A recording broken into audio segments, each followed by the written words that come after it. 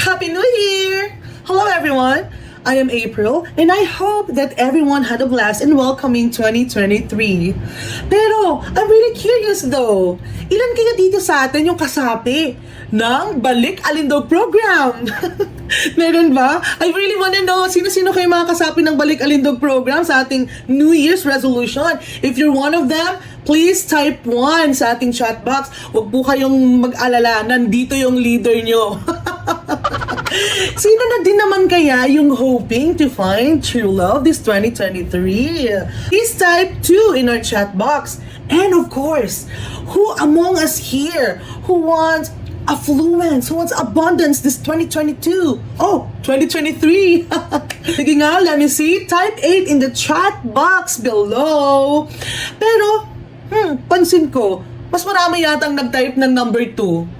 Well, truth is, whatever number you type in, or whatever goal you would set this 2023, you will achieve it. But of course, you need to have these 3 things. First, correct mindset. You should be able to shift paradigm. Change your mindset and have the correct work ethics. Number 2, correct way of praying. Someone told me to never give up, however difficult life is. Just work hard, give your best every single day because someone up there is looking after us. And if you want something really so badly, just have to pray. Pray hard. At kapag hindi pa talaga nakuha, hindi mo pa rin nakuha yun, pray harder. At kapag hindi pa talaga nakuha, friend, pray louder. Todo mo na, friend. Malay mo yung katabi mo, narinig ka. O, di ba? Answered prayer agad. And of course, finally, you should have the correct network. And that is what we're going to talk about today. It's all about social network.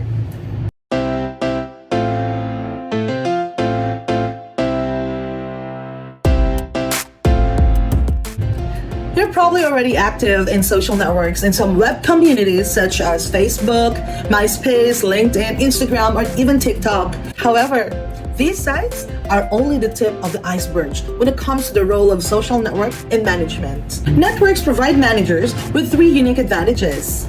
First, access to information and knowledge. Second, access to diverse skill set. And finally, power. While managers see these advantages at work every day, they might not pause to consider how their network regulate them.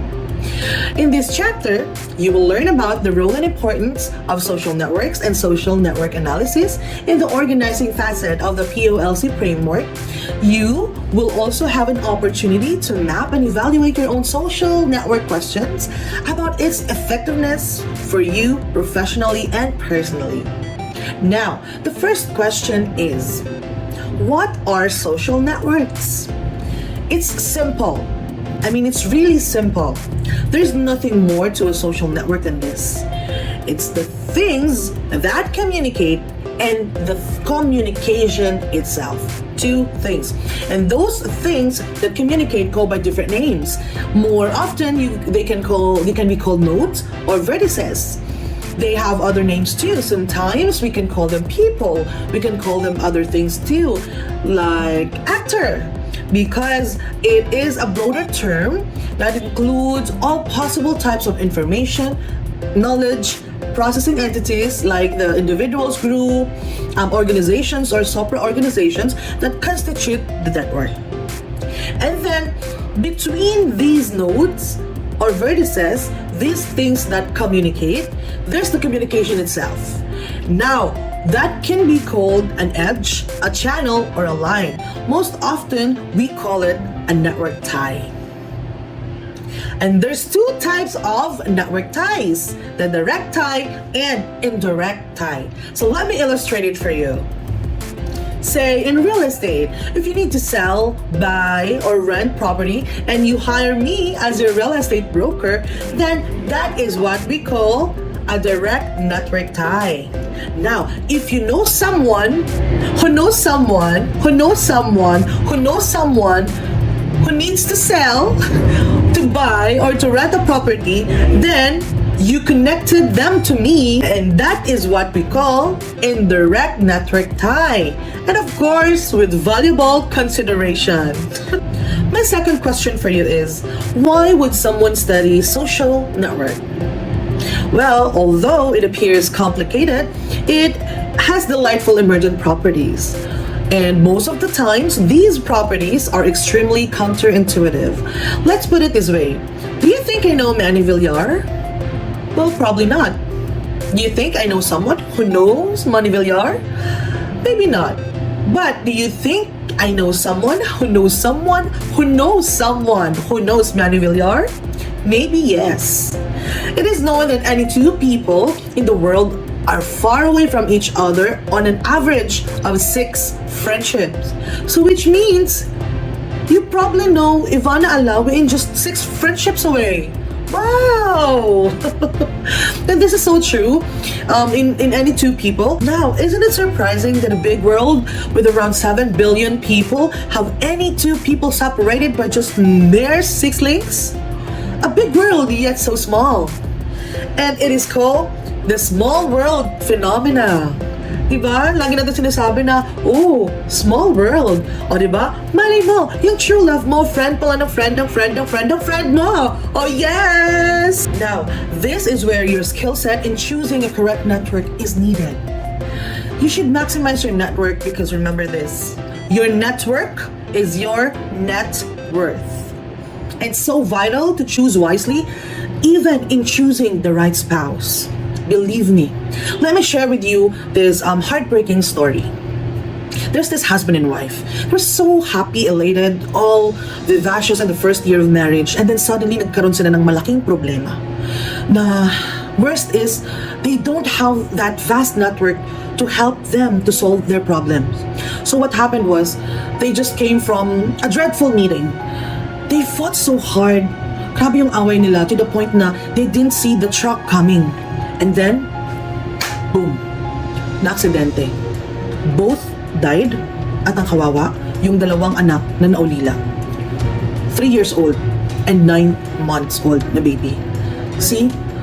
So devastating. And then, nung nagising yung wife, sabi niya, oh ano to, nasan ako? And apparently, the wife went to heaven. But, there's this gate. So pumunta siya doon, nandun sa San Pedro, and then the wife asked San Pedro, ano po ba yung dapat kong gawin para po makapasok ako sa Heaven's Gate? Ang sabi ni San Pedro, wife, it's so easy. Since you're a good person, you just have to spell grace.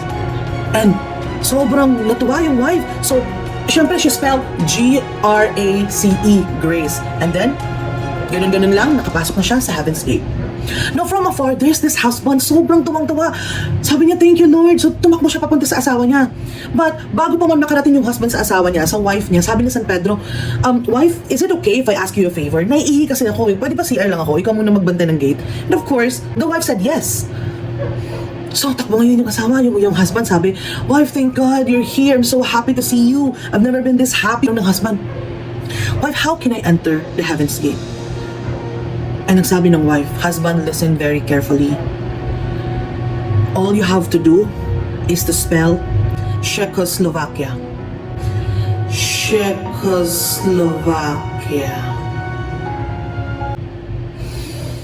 And sa mga hindi po nakagets ng joke ko, okay lang po, medyo maaga pa kasi baka mamaya pag nagdi-dinner kayo or baka matutulog na kayo, biglang nag-sink in yung joke ko sa kanila, tatawa na kayo. But okay lang po sa mga hindi po nakagets. So, before I give the virtual floor to our next presenter, let me just share with you the key takeaway of my topic. So, it says here that social networks are the invisible structure in the organization. They capture the actual pathways of how information flows and how work is done. Network size, centrality, and density were identified as the key features of social networks, and you have a general understanding of at least 5 types of social networks, namely communication, information, problem solving, knowledge, and access. Now, I'm passing on the virtual microphone to our next presenter, Joseph Mendoza. I've been walking down the line and I gotta take time, so I better shape up. how managers can use social networks to create value. So you probably have an intuitive of how and why social networks are valuable for you personally and professionally. So in these sections, we discuss about three fundamentals principles of social network theory, then help you see how networks create value in your career and within and across organizations. So the first principle is about the reciprocity, which is simply refers to degree which you trade favors with others. So, meaning the principle of reciprocity, exchange, and similarity underline the way managers create value through social networks. So, it means you will become more productive, or it is important that success in achieving the objective and success in improving the relationship such the next exchange will be more productive. So, next is the principle of exchange. So the second principle is the principle of exchange. Like the reciprocity, actually it refers only to trading favors, but it is different in this way. So the principle of exchange proposes that there may be greater opportunity for trading favors when the actors are different from one another. So the third principle is all about the principle of similarity. So the third principle is the principle which is similarity to the extent that your network is composed only of like-minded folks, or also makes likely that individual will be um, dependent on a handful of people with common interests. So from the word similarity, you have similarities with your co-employees, just like that. So why it is important to understand these three principles. So as a manager, you will find your network useful to the extent that you can balance the effects of three principles.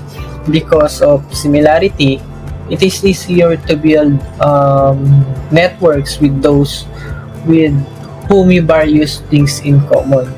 So though this similarity makes the network less useful if you need new ideas or other resources not in the current group. So we need these three principles to create value. So in the next presenter will be discuss about the ethical considerations with social network analysis. Thank you. I've been walking down the line and I gotta take time, so I better shape up. Today, we will discuss the ethical considerations with social network analysis. Social network analysis, or SNA, is mapping and measuring of relationships and flows between people, groups, organizations, and other information. Also, one of the most significant tools used in research to investigate thoughts and feelings in social contexts. Harm can be there if a manager uses SNA to uncover the invisible structure in their organization. There are three ethical implications.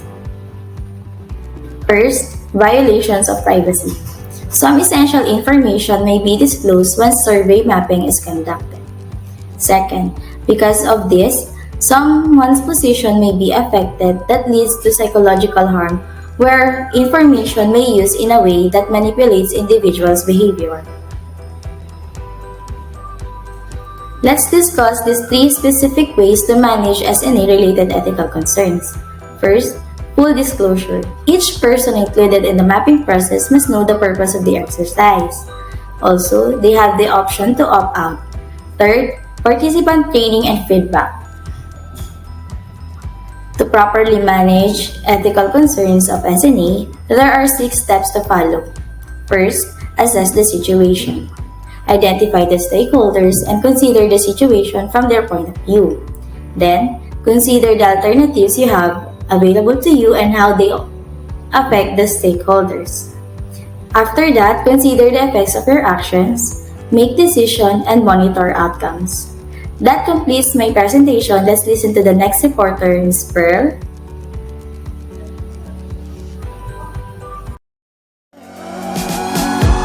I've been walking down the line and I gotta take time, so I better shape up.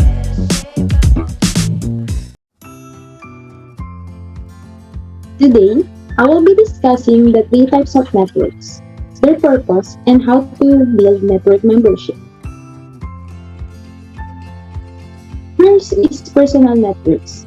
This network is a circle of casual acquaintances, usually composed of people outside of the company you work for. The purpose of this network is to exchange important referrals and needed outside information and to develop professional skills through coaching and mentoring. You usually find personal networks through professional associations, alumni groups, clubs, and personal interest communities that help you gain new perspectives to allow you to advance in your career as a manager. This is what we mean by personal network. The second one is an operational network. In contrast with your personal network, this usually occurs within your organization, particularly among colleagues who not only get your work done, but also help you get it done efficiently. You can find your network members by identifying your colleagues who can block or support your projects. As such, this network is typically short-term or demand-driven. However, as a manager, you must broaden your network and reorient yourself externally and toward the future. This is the role played by strategic networking. This network necessarily involves lateral and vertical ties to stakeholders inside and outside of your organization. The purpose of strategic networks is for us managers to figure out future priorities and challenges and get stakeholder support for them. You can build your strategic network membership by identifying lateral and vertical relationships with people outside your immediate control. For example, other functional and business unit managers who can help you determine how your own role and contribution fit into the overall picture. As managers, we need to possess this type of networks. The next presenter will illustrate how we can map our own social networks.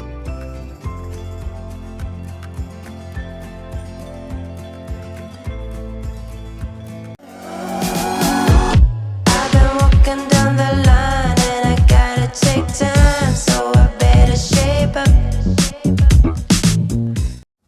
Now that we have been introduced to the basic principles of social network analysis, please take your explorer's hat and navigate with me while we map our own social networks. The first step, as for every exploration, is to know your purpose. Question yourself, which type of social network do I want to map out and analyze?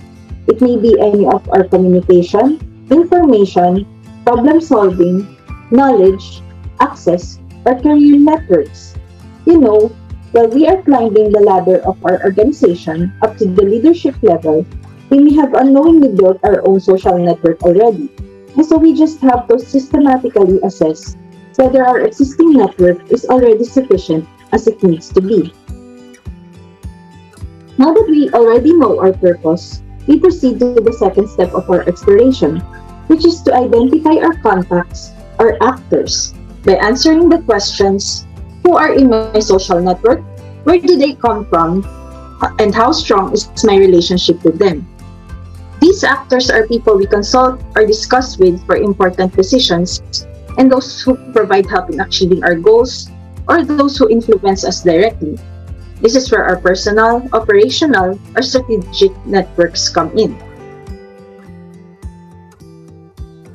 Since we already have our purpose and actors, we now move to the third step of our exploration, which is to answer the question, who knows whom in my social network, or your network density? We may refer to management books to learn how to compute for network density, But in simpler terms, this is the result of the number of actual relationships between actors in our own social network over the maximum number of relationships possible if everyone knew each other in the network. We are now in the fourth and last step of this exploration. At this point, we should now have a clear picture of our own social network. From step 2, we have the size, the percentage of ties that break out by relationship, and the characteristics of our network. From step 3, we have the density of our network, and that helps shed additional light on the information generated in step 2. With this information on hand, we can now identify the key gaps, see opportunities, and develop strategies to shore up these gaps. And in the end, make sure that our networks are creating value for us. To end this exploration, I would like to remind everyone that networking is essentially the core of leadership.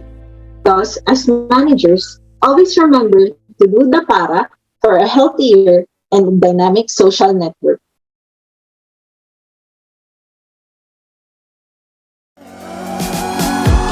I've been walking down the line and I gotta take time, so I better shape up. And now, with much excitement and pride, we would want to present to you a dose of social network.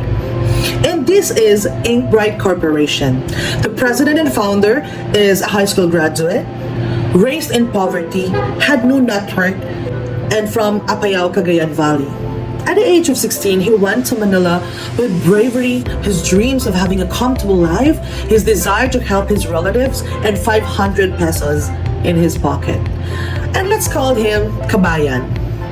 So this is actually a true story of rags to riches. So he went on to different jobs in Manila. He sold botet bakal, diaryo, he became a laborer, any other jobs that he can get because he only finished high school until he became a security guard, and that's where it all started. May pera sa basura.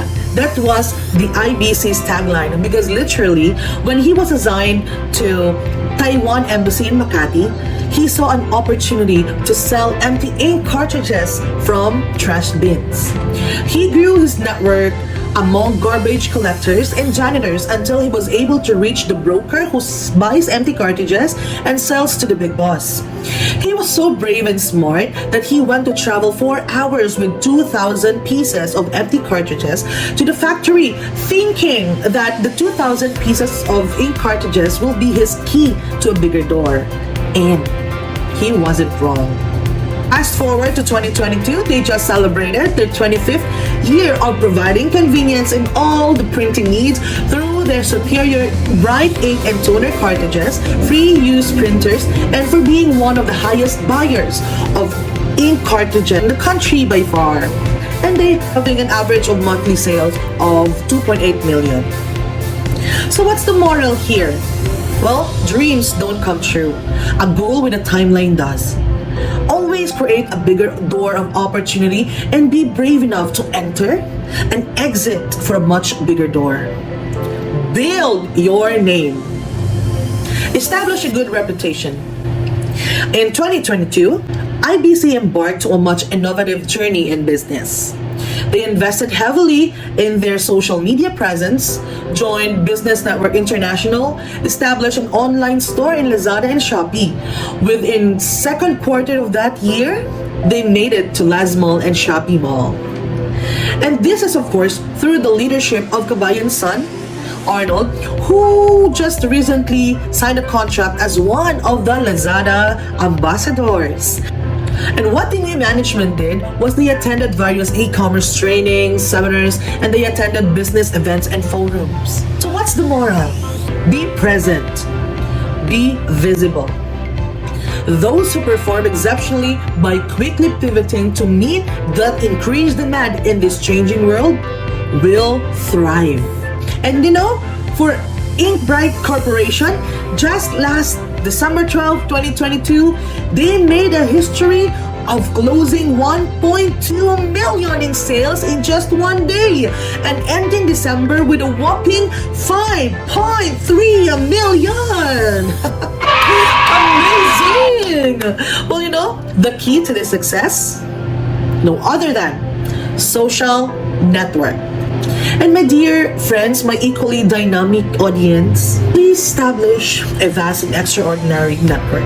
Take care of them and be very intentional in helping them. Because according to Zig Ziglar, you can have everything in life you want if you will just help other people get what they want.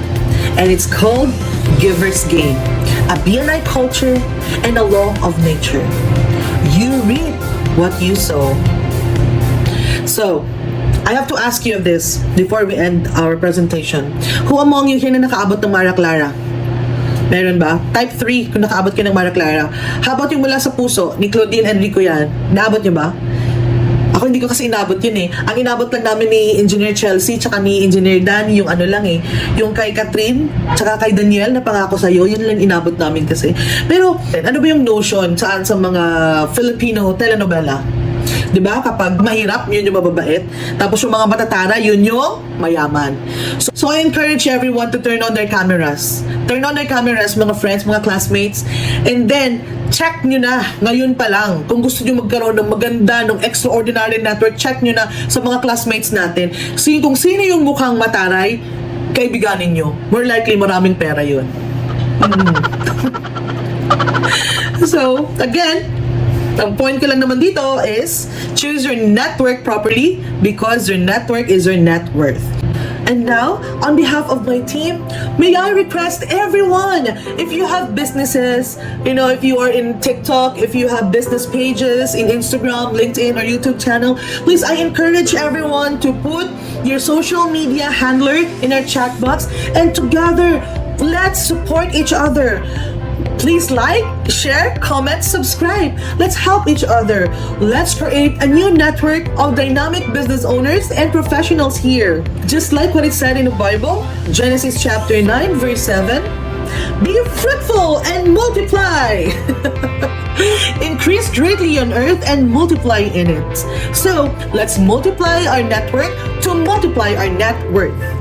Thank you so much everyone for listening, and I hope everyone learned something new today. And before we end our presentation, we would like to remind you that wherever you go, whatever you do, always pray and strive to be happy always in all ways.